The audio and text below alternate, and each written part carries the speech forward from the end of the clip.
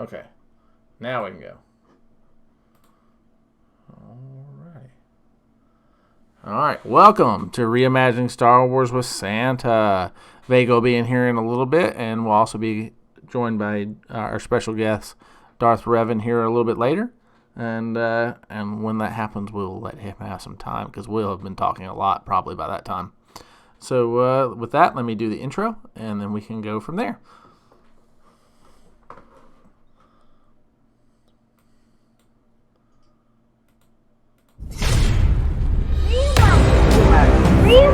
Reimagining Star Wars. All right, say hello, Sam. The intro is done. Hello, everybody. Yes, so Santa has been putting out some videos, and when I am done with this, I'll put them down in the description. And really check out his channel. He is, of course, he's a lover of the sequel trilogy. I'm a worrier of the sequel trilogy. That's a good way to put me because I worry about everything now. And so I was asking Santa to console me last night from the rumors that were coming out, which we will be talking about. And so if you don't want any spoilers, just let it know. It'll probably be dropping all through the conversation. So we're about a week out from 9 now, and I think Santa is feeling pretty good about where things are going. And I think the more it comes out, the more stressed out I become. Vega has become more excited. It's her birthday, and we got a whole row lined up for her, and she is super, super excited for her birthday party at the movie theater on the opening night of The Rise of Skywalker. So it's going to be good, even if the movie is not. And it's probably just going to be my opinion, and every other kid is going to love it. So I will keep my mouth shut. So that's where we're at. So I guess it's been a bunch of rumors dropping. Then a Nerds popped his out yesterday. I saw Midnight's Edge today. I don't know if you saw that. So Midnight's Edge had their video on the rumors and how they're pretty much confirmed by because what happens when they're released in Scandinavia, in particular Sweden, they have to write a summary on what they rated on. So and why they do, and so they have to go through the process of everything.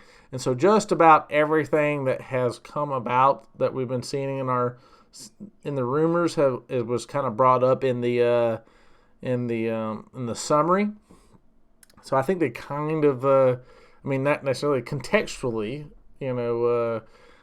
confirmed them, but they pretty much confirmed the pieces of the rumors that we've been hearing, and so with that, I think it's a good chance that the rumors are real. But I will say this: the Midnight's Edge recount of the rumors was actually really good, and I listened to it and I went, actually, the way they do it makes it sound so bad. and Midnight's Edge tends to be negative, so I was actually quite surprised of how they covered it, in the sense that I listened and went, that actually doesn't sound that bad of a movie. For a negative site, typically, So what did you think of Josh's rumor release yesterday, since you haven't seen Midnight's Edge? Well, I'm familiar with, I did watch the Denim Nerds, I watched Josh's, and I went back and I read the most recent update from Jedi Paxis. That's a very detailed recount of the entire movie. Versus the prior one that seemed to be missing some elements. The most recent one seems to be a pretty comprehensive beginning to end. Now, it says right in the description that it was given by somebody who's not a Star Wars devoted Star Wars fan, just somebody who enjoys the movies. And they didn't necessarily know all of the names of everything, but they recounted the entire movie. Just reading through that, it seemed more cohesive. And what I think that I like is where I see that it's coming more complete. The first rumors were so, or the first I say leak was so broken up that it was kind of hard to figure out how it was all going to fit together. This seems pretty well put together. Now I'm just wondering how well it's going to be executed. Right. So it just comes into the execution, and you can kind of phrase things that happen in a way that doesn't sound so good, but when you see it, it looks a lot better. No, absolutely. Or vice versa. You could say something's tremendous, and when you actually see it, you're like, oh. Right. Now, I actually think that, I mean, in all honesty, there's never been a J.J. Abrams movie that I have not enjoyed upon first viewing. I'm not saying I've enjoyed every one of them permanently, but on first viewing, I've always gone like, yeah, because like the parts that you usually question later are so fast paced that you don't have time to question them in the middle of the movie. Like you don't have time to lose your suspension of disbelief because it's just happening so fast. You're like, what is going on here? Well, it's exactly with what the actors themselves said when they saw it, and I saw some of the interviews with them the day after they saw the private screening, and they asked them, what were your first thoughts when you saw the credits roll? And all of them were like, I'm still trying to process all of it. I need to go see it again because I don't know that I can fully comprehend what I just saw. And these are actors that were involved in the making of it. There's I don't know if that's a good thing or a bad thing, because that's exactly how I felt after The Last Jedi. Wait a minute. I don't know what I just saw. And there was a standpoint, so I get your point, but there was a very positive context. But there's no doubt in my mind right now that this is going to be a blockbuster. Yeah. Whether or not it is fan service to the detractors, especially. Right. But even for folks like myself that have been huge fans of the sequel trilogy to this point, there are parts that, in one of my recent videos that I just posted, the Star Wars Bingo, when there's parts that I really hope are going to happen, but that I'm now concerned are not. Right. So, I'm disappointed that it appears that some of the things I really thought were necessary won't happen. I mean, as you know, I've never had a problem with Palpatine being the main villain, and in fact, I have pretty much always thought he was the main villain. And I've given you that reasons. If I haven't stated the reasons, basically the reason is if you can't have the same protagonist throughout the story, which is usually the primary how you carry a story, you carry it with the same protagonist all the way through.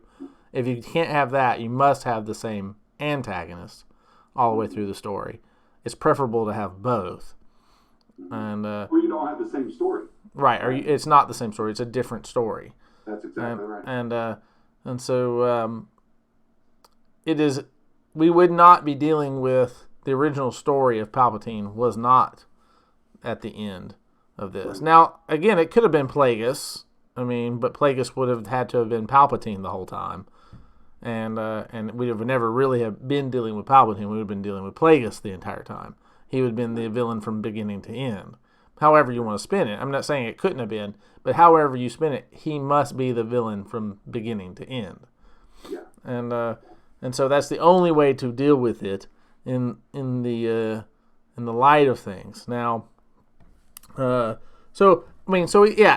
say it's not going necessarily the way that I want it to, but I'm not saying that it necessarily means that it's bad. And so I enjoyed The Force Awakens. I mean, even for all of its flaws and the things I've pulled apart, I still can watch Force Awakens and enjoy it. So I think that I'll probably pull this movie apart too when it's all said and done, but I'll still go back and watch it and enjoy it. I don't think I'm going to walk out of this movie the way I walked out of The Last Jedi. I do not think that. I mean, and the main reason why, and I've talked about this ad nauseum at this point, and I'll say it one more time and then I'm going to move on. The reason why I don't like The Last Jedi is not for all the flaws that are in it. It's for one flaw that's in it. And it's a flaw that completely makes me stop my suspension of disbelief because I cannot believe it. It's like I go, no, this is not real, and that's the destruction of, in my perception, of Luke Skywalker, and I see that, and I am not prepped for it. I'm not given context for it in that builds me up to what I'm about to see, and when that happens, I reject it, and the result of that rejection is that I reject the rest of the movie. And I think that's what's hit us all. I mean, I think we start picking it apart. I mean, there's a lot of stuff to pick apart in Star Wars movies. It's a science fantasy. It's not sci-fi. It's a science fantasy. And so if you're looking for complete realism, you're always going to tear apart a Star Wars movie. Yeah. The Star Wars logic, for the most part, within Star Wars stays true, and you can suspend that expectation as long as your character arcs stay true, right? And if you can fill in the blanks for yourself, and it wasn't something that you absolutely needed for your relation to Luke, like if Luke was not the person you related to from the original trilogy, you related to Leia, or you related to Han Solo, or you related to somebody else, in the course of the movie they were your favorite one, but Luke was never the one you related to, then The Last Jedi is probably not going to bother you because you can fill the blanks, and it was never something that resonated with you the way he was. So as you move into The Last Jedi, it doesn't break with that resonance because there was never a resonance there. But if he was there, if you resonated with Luke Skywalker going into The Last Jedi, your bell has just fallen from the belfry and it's cracked on the bottom. I mean, that's what has just happened to you. And you're not ringing anymore, and you feel like, I feel like I just lost my soul, and so it rips the soul out of that movie for you, and it is. I mean, I literally walked out of that movie that first night hollow, like I was angry, like I didn't even know what I was angry about yet. I got home and I didn't sleep that night, and I was like, I know it sounds silly, I didn't sleep over a movie, but like my mind was going on over and over and over and over. What the heck did I just watch? And I was like, and it. And remember we had the conversation. That's when I had the epiphany of the relationship. Like, I get why you're enjoying these movies and why I am not. And it's all about resonance. It's about what character we resonate with. You're exactly right. I grew up with Star Wars. I'm of the age that's the first movie of my recollection, and it changed my life. It was a big portion of my life. So. I'm not a come to the party lately kind of guy. I was there from the original release of the original trilogy, right? And for 20 years, that's all I had, and I lived off that. I played it. It was right. It was my fantasy for a couple decades. Yeah, if you'd been in my neighborhood, we'd have been hitting each other with sticks. Yes. So, it's exactly right. But, I'm not new to this. I've been Star Wars through the entire time, but Luke Skywalker was never on a pedestal, if you will, for me. Right. I enjoyed his character. He was the hero, but there were some characteristics of him that just didn't resonate with me. Right. And you phrased that very, very well. His character never resonated with me personally, at a personal level. I liked him. I cheered for him and all of that. But he didn't resonate with me personally. And so when I come to The Last Jedi and see where he is, to me, I can. You already said this, right? I can fill in those blanks, and I can also wait, right? Like there's 30 years missing in there. We don't have all the pieces. Well, there's a big chunk of that.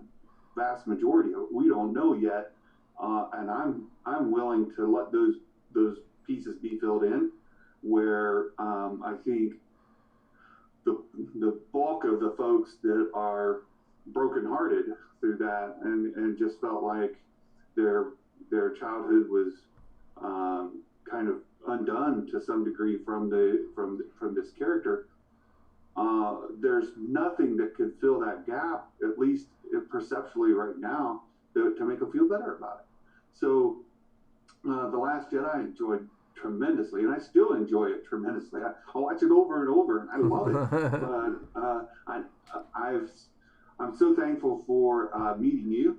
and some of these other folks in the community that I met through Thor Skywalker that have helped me see a broader perspective and get a different point of view. And I'm happy that we're able to come to the table this way and discuss it from opposite sides in many ways, but with the same love and joy for the franchise. So right, I actually think it was our resonance or that the epiphany that we had about relations that really kind of got us moving toward this live stream, actually, because because when we started that conversation, it was like all of a sudden I was like, oh, I now know why he likes it and I don't, and like it did not click with me. I mean, to me, it was like before that, I was like I could not comprehend it. It was like I don't think we think alike. like I don't think you think like. Your brain, I mean, this is where you get the conversations of, you're stupid. No, you're stupid. No, you're stupid. Because, and because you're like I don't understand your logic kind of thing. I mean, that was the whole point of it. Like, because you've already picked it apart, right? And so the other person's like, why are you so critical? We've never been that critical of that kind of thing before. I mean, like, and that's where you get the argument. It's for kids. Like, oh, if it's for kids, then why is there killing? I mean, it's like this logic that we've always kind of accepted is because of is simply because of who we are relating to and what we're willing to suspend. Who resonates with us? That's right. When you put it that way, it's exactly right. I think from every experience I've had with the folks, now there's some exceptions, but certainly within the Star Wars community today, we have spin rooms. There are people are coming in with an agenda, a political agenda for the most part, from what I've seen, and in the culture war that we have active in the United States today, we have people coming in with that political agenda to spin a message, and they're working very hard for their side. So those people aside, those of us who are just truly fans, right, and who are coming at this from just a personal level, say, I was really hurt by this, or I really love this, at a personal level, without that agenda, that spin room piece, for us, I think that it was, you call it an epiphany. I think that's the right word. We've kind of landed on something that helps explain the divide in the fandom, and it's good. And I see we have with Darth us, Revan. Yes. Hello. Hello there. So you come in as we're still talking about 9, and so we're having this talk. We're talking about the epiphany I had. What that me and Santa had. What at this point 3-4 months ago. Yeah. And of course, and actually, I want to address the idea of the political stuff. I actually don't think that the argument that has led to the political is out of the political. And so, like I just said, like my initial thoughts as we were talking, and I go, like your logic doesn't make sense to me. Like I don't get where you're coming from. Yeah, you have to be stupid because I'm not stupid. And and this leads to this conversation that somebody is, and this is the same line that has broken our political discourse as well. So I mean, it's like we see these women that are at the top. Well, she's just the top because, and they're trying to justify. They're trying to you just don't like her because she's a woman. No, that's not why I don't like her. It's not that at all. And so what are you saying? Are you saying that are you calling me a sexist? Well, boom! As soon as that happens, it's now a political discussion. And so once you move into that political discussion, now all the ire gets spun up over politics. And the other side literally thinks, the only reason why she is not resonating with you is because you are a sexist bigot. I mean, and it's not necessarily that they think that way because, they're so political. It's that they cannot logically understand why this person doesn't resonate with you. In the same way that I was like I don't get why you are okay with what happened to Luke, and so this stuff starts happening, and so darn it, and Well, let me just try to clarify a little bit. We know that Star Wars from the beginning has had a political undertone, and George Lucas revealed that with the original trilogy. He was purposefully trying to mirror the Vietnam War, the Nixon administration specifically, in much of that original trilogy. And you can go read and see where he did that and how he talks about it. I mean, it's no secret. Yeah, I mean, yeah, he does talk about the idea of how the when it comes to Return of the Jedi, of how the naturalistic underdog beat the big technological superpower. But I've done a thing on this. I really think that it's less to do, because I really don't that what we talk about as a political undertone is no more really than the naturalistic take, the romantic take of sci-fi. Well, and let me finish, because I think we see in the prequels direct quotes of George W. Bush used by Anakin when he falls to the dark side. But here's the thing: we know those political messages were there. We know that was an underpinning, and it was purposely put there. But in the time, we didn't put that in front. We didn't take it, and nor did I think the story, except for the one with George W. Bush's "If you're not with me, you're against me" line, right? He put that out there straight out in front and quoted the president directly on purpose, right? Yeah, pretty close anyway. If you're not with us, you're against us. Yeah, it's almost word for word. But it's when he did that, that being the exception, pretty much those political messages were well told within a story. The story delivered the message. And where we see today is a big pushback against the message leading the story, the other way around. And that art of storytelling and bringing your message in is not as refined as what we saw in the past. And secondarily, I think that people are more sensitive to it because it's been pushed so hard. And that's what we keep hearing over and over again from the people who are really just, this is what they talk about day in, day out, the cultural war. There's a group of people within the fandom that's their discussion every day, right? The cultural war.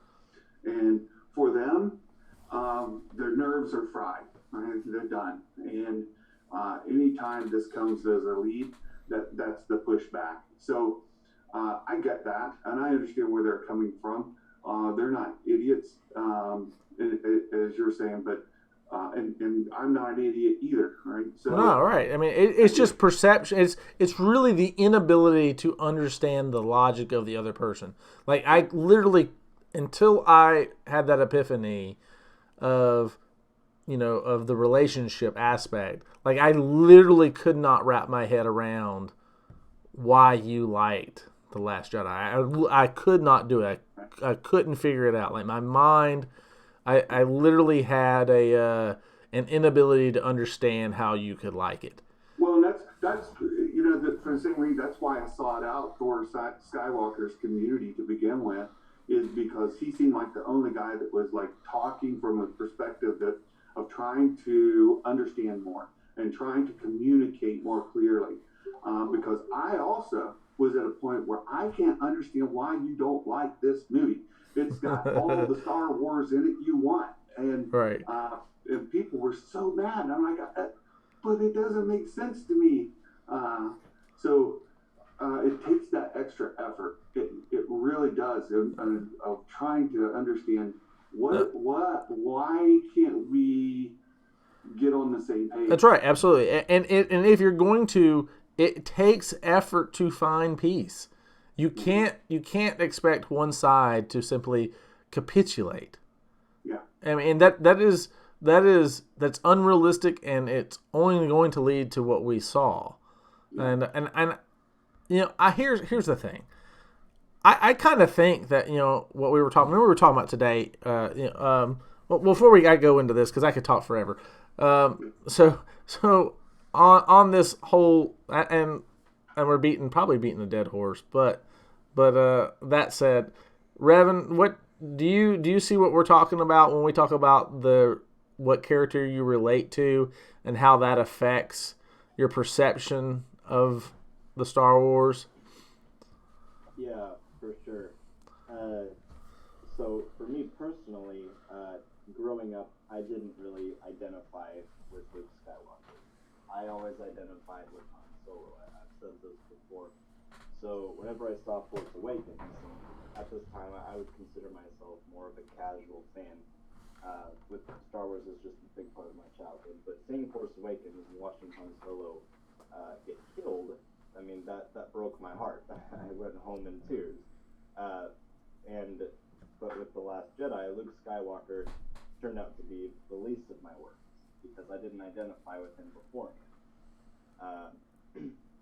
And I mean, I think people identify with different characters for different reasons.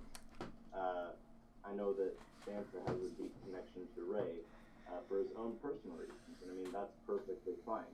A lot of people don't identify with Rey for many other reasons, but I believe I'm on track with what you guys are saying about identifying with Rey. I think. Yeah, I think there are multiple reasons upon which not to enjoy, and obviously yours is not the reason for. I mean, do you like The Last Jedi? I don't think you do. Do you, Joe? No, I do not consider myself a fan of The Last Jedi. Okay, and what is your top reason for disliking it? Looking back, quite frankly, The Last Jedi, I haven't really thought about why I dislike it so much. I think I honestly haven't really thought about it because I frankly haven't been spending hardly any time discussing the topic. Right. But I believe at the time a lot of it was just I wasn't interested. Nothing interesting happened for me.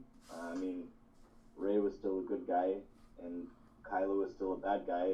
Snoke was dead. I just lost interest after walking out of the theater. I was expecting for something pretty big to happen in terms of the Force. I was expecting something like Rey going to the dark side, or something really big being revealed. But really, just what happened was all of the theories and all of the speculation that arose, and that I actually got really invested in from Force Awakens, I felt was canceled out, ignored, or just completely shut down without anything to then grasp onto later. I got you. So you dislike it because your expectations. So that accusation of disliking because your expectations weren't met would be pretty accurate with you. Yeah, I think that's probably the most adequate way to say that. And I mean, I tried to find ways to sort of start and speculate about things.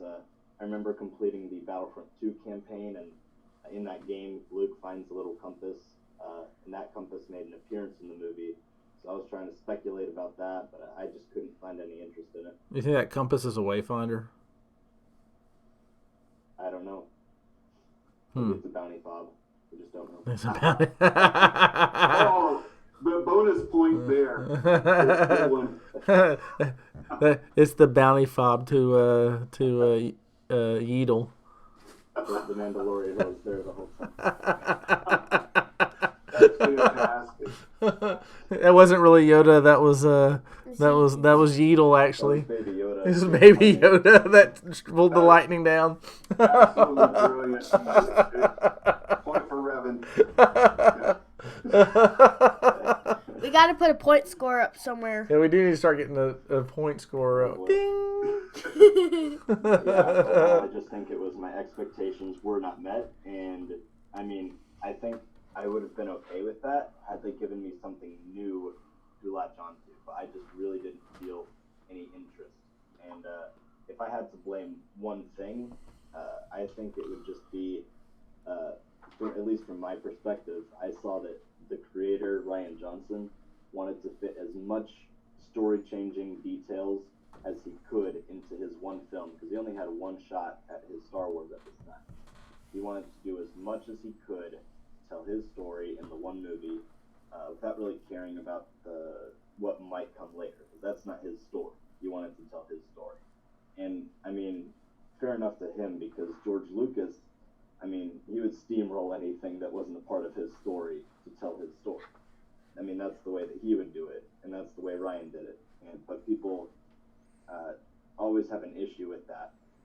You know, we go over the laws of a prosperous canon, and how doing stuff like that and overriding what people know to be established or what they believe to be established to tell a certain story and breaking rules, or at least when people believe the rules are broken, even if they're not really, it can create issues. Right, and it's important to clarify that something out later if the common belief is that the rules have been broken.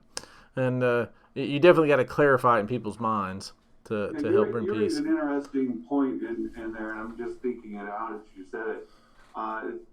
JJ has a certain style of story writing, and I saw in a recent interview that he said people make too much of it, but he definitely uses a mystery box approach. And he said they've made way too much of that than what he thinks of it himself. But nevertheless, he does use it. And when the story is set up with the mystery box approach and somebody else picks up from it and doesn't explore the mystery boxes, even if they're perceived mystery boxes, I don't know that we would have seen JJ open all the boxes that people perceive. But Ryan didn't come at it from the same storytelling methodology. Even if he's continuing the story in partnership with JJ, he's telling the story, and he comes at it from a different direction. So I'm beginning to see that perspective of those expectations, or at least the kind of hopes that were set up in those mystery boxes that JJ established in The Force Awakens, not being explored could be a big letdown where for folks that were looking for, at least something. Yeah, and I'd say I had expectations too. I don't think I disliked it because my expectations weren't met. I mean, I kind of don't mind my expectations not being met as long as it's done in a fun, interesting way. So I mean, I would say that it's not that I just think when my expectations or my thoughts of the way I would write it seem to be better than what I got, and as I talk to people, they're like, man, I've talked to like coworkers, for example, and I had and one of my coworkers likes The Last Jedi. And I said, if I was writing The Last Jedi, these are the changes I would make. And they go, and to which the response, because from that one anyway, it's anecdotal, was, man, that sounds so much better. I mean, I enjoyed it, but that sounds really good. And so, and that becomes the kind of thing, like, so I get the feeling that had they gotten a slightly different take, people who enjoyed The Last Jedi, we could have come together and we both could have enjoyed it. I just think that there's a couple of things that were done. There was a subversion of our expectations, and that subversion did not, at least for many, did not satisfy to the level, meaning that it was below. If they'd been given something that was as good as what their expectation was, even if it wasn't, it subverted their expectation. Like, nobody thought that at the end of Empire Strikes Back, which they keep trying to compare it to, that Vader was going to be Luke's father. And when that happened, everybody was like, well, they didn't go, well, that subverted my expectations. I don't like that. They went, no way. Yeah. And that's a response to subversion of your expectations. Should be like, what? Right. And so if I might interject, I think if I had to have one change in the film that would have made it much better for me, I think I could live with everything else. The one thing I would have hoped for is that Rey would take the hand of Kylo Ren and join the dark side. And that, to me, would have me interested enough in what would happen next. That would have broken my heart. I couldn't have dealt with that. Yeah. Well, there we have another. There's a contention there, but yeah. So I think here's the thing. With that, and I've talked about this too. I actually think that that Rey is intended to be a Disney princess, and I don't mean this in a derogatory way. Like I mean this as the character they have written is no different than one of the Disney princesses we've got, whether it's Anna, Elsa, Mulan. Well, maybe Moana better. It would be a better example. But there's many whether it's Rapunzel. And yes, these characters could be classified as a Mary Sue per se, but there's nobody that goes and watches those and goes, I didn't like that. That Rapunzel is a Mary Sue, or Elsa's a Mary Sue. We don't say that. We enjoy those movies. So the idea that we can't enjoy a character that is good, is powerful, is capable, is not necessarily a bad story point. Because we clearly do enjoy them, and we do spend $1 billion to see them in cartoon form, and so this idea that we couldn't enjoy a Rey character because she is good and she's powerful and ticks off these things that people would classify as a Mary Sue, that means we can't enjoy her and she's a bad character, is ridiculous. It comes. A quick question. Okay. When did the whole calling Rey a Mary Sue thing start? Because if I remember correctly, there wasn't much talk over it right after Force Awakens. It mostly was after The Last Jedi, if I remember correctly. I could be mistaken.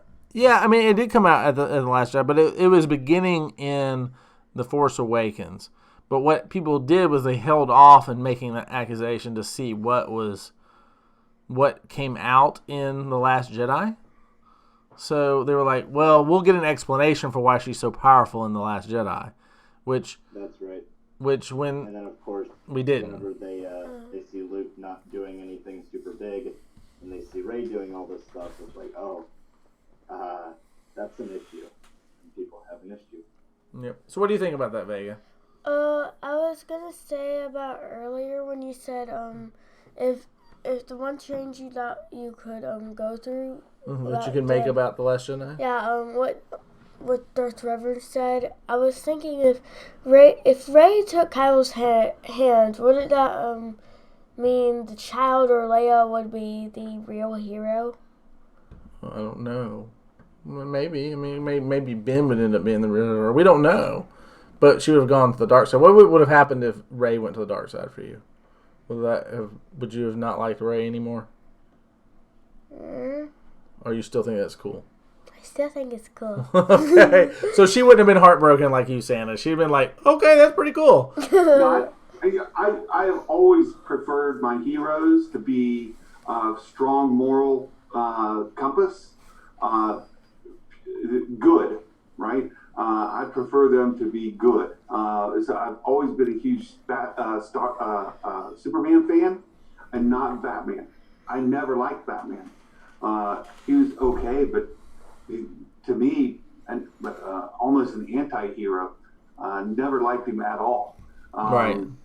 I was a Superman. Superman stood for truth, justice, right? He's good. He had a moral good. And so for me, and that's one of the reasons I connected with Rey so well, is that she does have that very strong moral compass of good, right? Truth, justice, doing right. And that's the heroes that I prefer. And I know I went into more reasons why I personally connected with her in my video, but which you should all check out, by the way. I'll put it down there after this is done. Yeah, I went through some turmoil as a child, and some of the things that I went through made me connect with her especially well. Yeah, I think we're hitting on. Oh, go ahead. Sorry about that, Revan. Go ahead. That's okay. I was gonna say, so imagine this, that Rey doesn't turn to the dark side, but she raises up, she defeats Kylo Ren, restores everything to being good, right? Right, Santa? All right. And then they decide to make another trilogy where she now passes on the torch. I think you can see where this is going. Yeah, yeah. But in this trilogy, she has decided to forsake everything she fought for and to throw it all away and cuts herself off from everyone she once cared about and once loved. And would you then have an issue with that if we weren't given any explanation for that?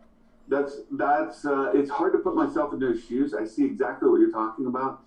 I would need some explanation eventually. I don't know how patient I could be, but in this case with Luke, we had 30 years. If we were to revisit this in 30 years from now, around 2050 or something like that, and it's all AI animation.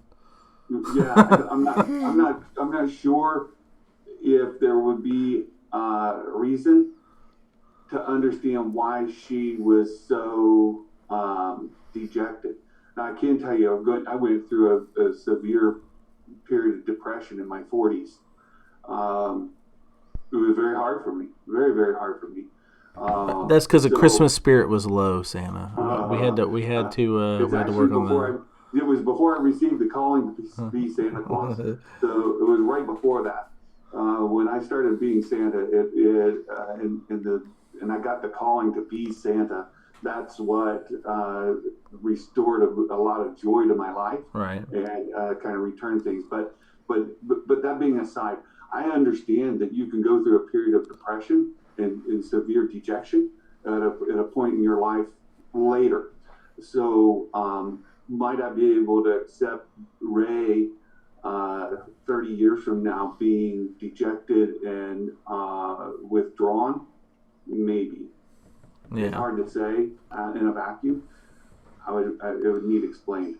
Right. I think that was what I've always said. It's not that I can't accept that Luke is dejected and on the island. I just, and in that place, for me, I needed context, and I needed to understand how we got there, and that's just the main issue. It's not that I can't understand that you can backtrack or have problems with where you're at. I mean that you're morally shaken. I mean I've had that myself. I mean, I've lost friends, and I have left a path at a time making a decision. I mean, serious life decisions that were the right decision but didn't feel right, and so internally, I was dealing with depression on my own, and not really understanding it. So I mean, I get that, but I had context for why. I knew why I was going through it. I just didn't know what to do about it, and so from that perspective, and I think that's probably why I needed. It's not that I can't accept that Luke is depressed and having issues. The context that they gave me prior to it wasn't. I was like, what? No. What led to this? I need to know what led to this. It's like okay. We walk in, we see Kylo. He's asleep. What did you expect to see? Why are we lighting our lightsaber here, man? What the heck is going on? What led to this? And I needed that. I needed context, and so it's like, again, I get that sometimes you make a decision that you feel is the right decision, or that is the right decision, but it doesn't feel right. I mean, there can be a disconnect. I completely get that. I had context for my own life, did not see context for Luke, and there's a character I deeply resonated with, the same as you do with Rey. And I had no context to be able to put it together. Yeah. That shook me. I really hope that we get that soon. I hope that we get a series I'd take an animated series after Resistance ends, and maybe we could transition our discussion, but I would love to see a series come on to Disney Plus that picks up the adventures of Luke Skywalker following Return of the Jedi. I would love that too. I actually would. And give us some context. The Kylo Ren comic book is going to be out here soon. So what would you guys think about reading that, and then we could discuss that as well. Oh, absolutely. See if that actually brings some clarity to this current issue that some people have. Yeah. And, give our thoughts on that comic. No, I think we should. We're gonna have to expand beyond this because we're about to run out of movies to talk about in a week. Yeah. We'll have a few weeks to talk about Return of Skywalker for sure. Yeah, Rise of Skywalker, and then The Mandalorian will close out the week afterwards. So I will just maybe force the discussion a little bit. Resistance this past week was a relief to me that it wasn't a complete train wreck.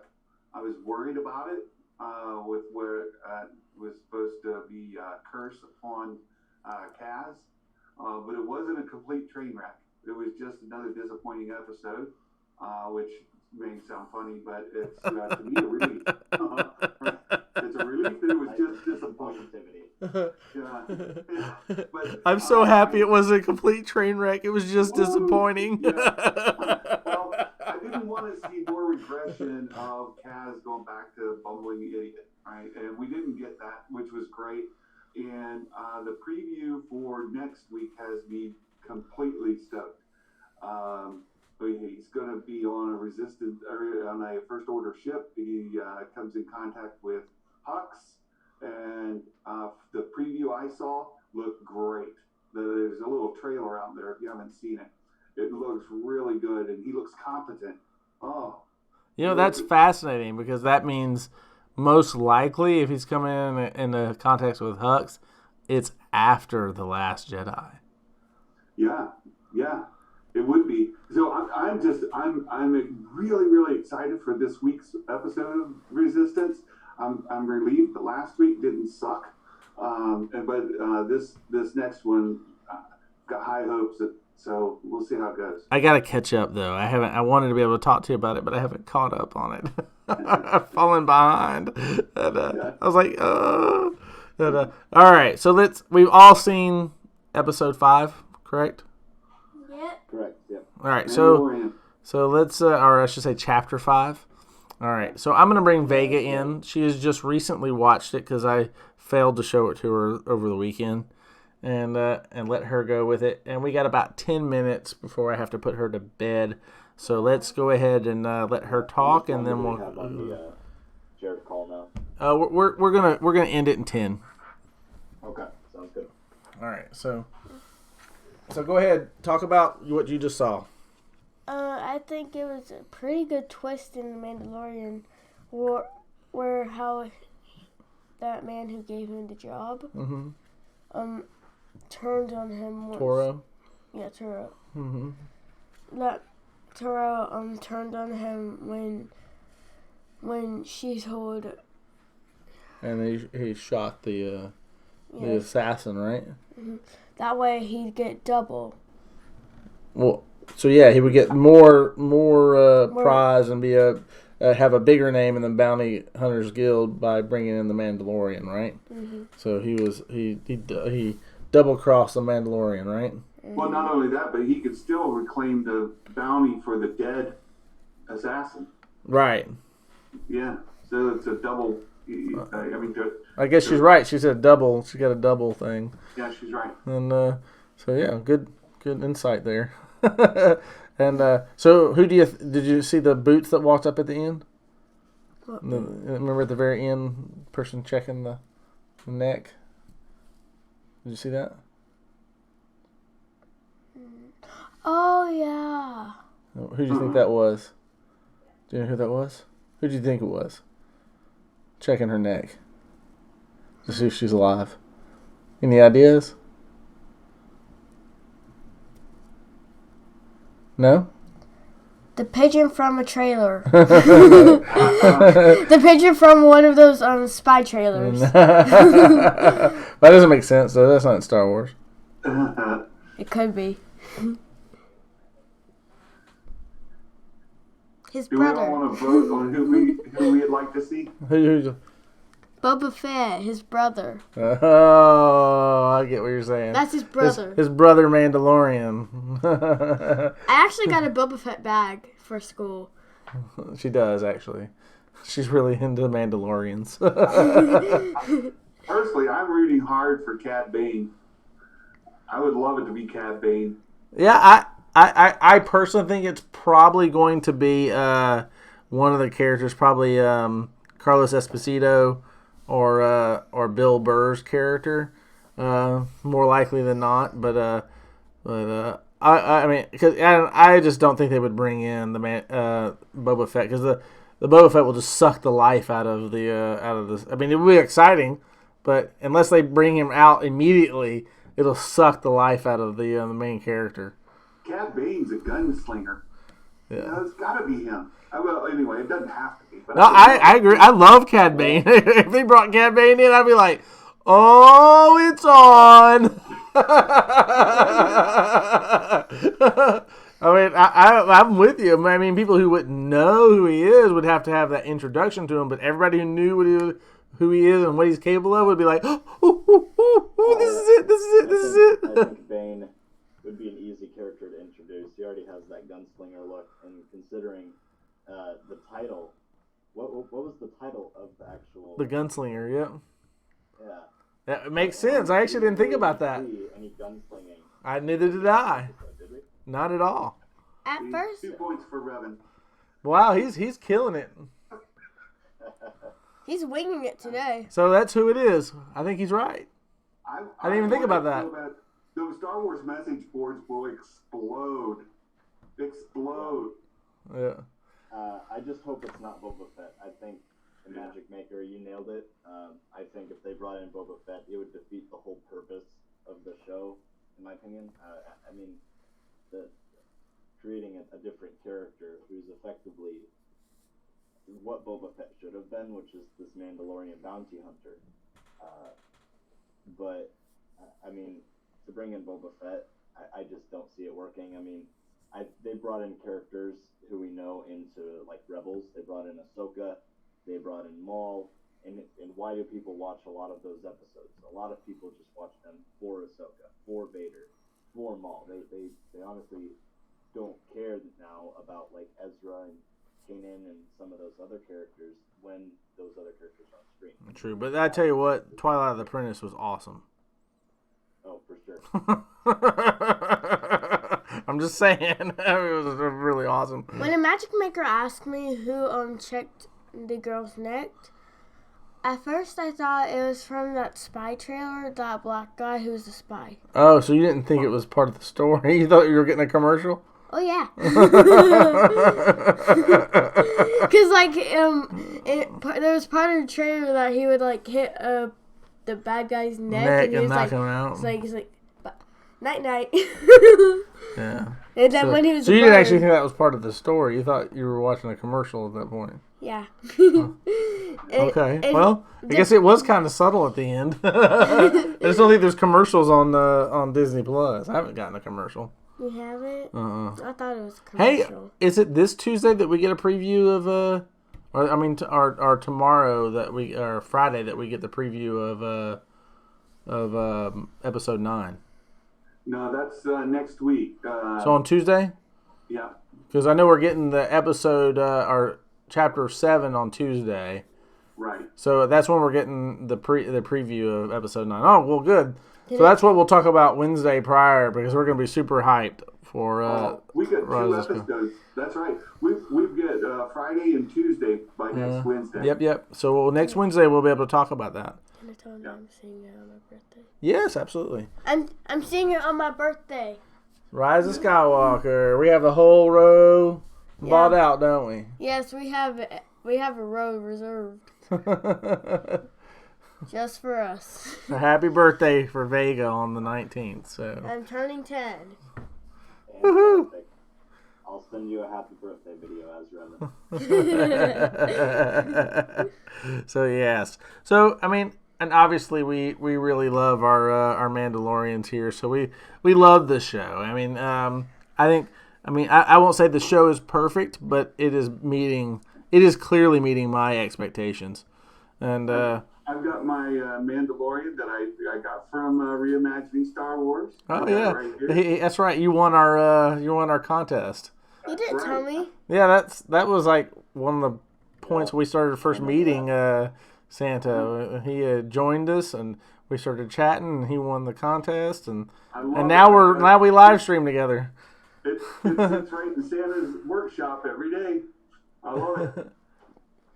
So, but yeah, We only have a few minutes left. yeah, we have 2 minutes left, and we're going to close it out. All right. But Can I say one thing before sure, we absolutely. head out? So I'd just like to say that we just are going to start on the finishing product of a new story for the Fanonverse. This is going to be the first new installment in the Fanonverse, and we're really excited to be bringing this out. Yeah. So will you want to tell them the title? Yes, it is called Retribution, and it is set in the Knights of the Old Republic era, and that's all I'm going to disclose for now. All right. I thought it was called Phantom. No, that's a different story. like a phantom in Minecraft. And the logo would be a phantom. He's written a short story that we're turning into an audio drama. And then you're gonna add a phantom. No, we're not adding a phantom. Not at all. Phantom. No, we're not adding a phantom or a santum. But so yeah, with that we have about a minute left. So what I'd like to do is encourage everybody to please go visit Santa, and I'll have his links in the bottom, and visit Revan. I'll have his links in the bottom. We're working on new stories, and if you're interested in writing your own fan fiction, your own Star Wars fan fiction, please let me know in the bottom. I'll leave a link to my my email so that you can write me and let me know what you want that you're interested in, and then I can send it the link and give you what you need to go to join the Discord. We just go through that way for vetting, but we'd appreciate it if you'd come and check us out. We want to grow the Fanonverse, and we thank you very much. You have a nice evening, and may the Force be with you. Thank you very much. Bye-bye.